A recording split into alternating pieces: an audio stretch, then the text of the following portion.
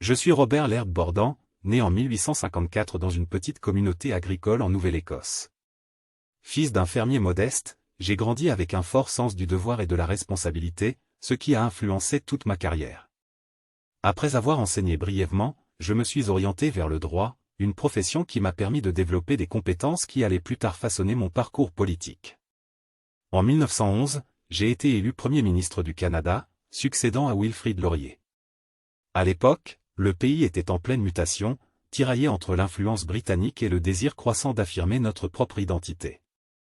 Mon premier mandat a été marqué par des tensions économiques et des débats sur le libre-échange avec les États-Unis, une question brûlante qui a en partie motivé mon élection.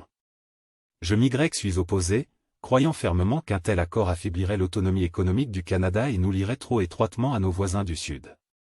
Cependant, l'événement qui a véritablement marqué mon mandat fut la Première Guerre mondiale, qui éclata en 1914. En tant que chef du gouvernement, j'ai fait face à d'immenses défis.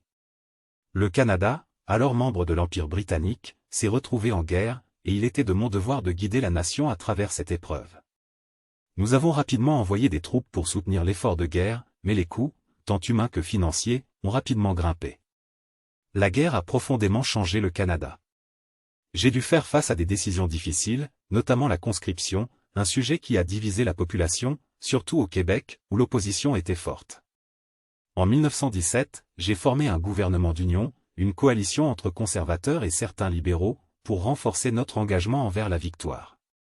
C'était une période de grands sacrifices pour notre peuple, et je savais que ces décisions impopulaires étaient nécessaires pour garantir notre rôle sur la scène internationale. En plus des questions militaires, j'ai œuvré pour améliorer la position du Canada au sein de l'Empire britannique.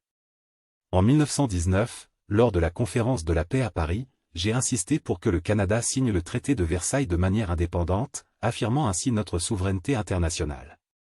C'était un moment crucial où le Canada s'affirmait non seulement comme une colonie, mais comme une nation à part entière. Mon mandat prit fin en 1920, après presque une décennie de service intense. J'avais vu le Canada traverser l'une des périodes les plus turbulentes de son histoire, et malgré les difficultés, j'étais fier de ce que nous avions accompli. En quittant mes fonctions, j'avais l'espoir que le pays continuerait à grandir en force et en autonomie, prêt à affronter les défis de l'avenir. Je me suis retiré de la vie politique avec la conviction que, bien que le chemin ait été ardu, nous avions placé le Canada sur une voie de progrès et de respect sur la scène mondiale.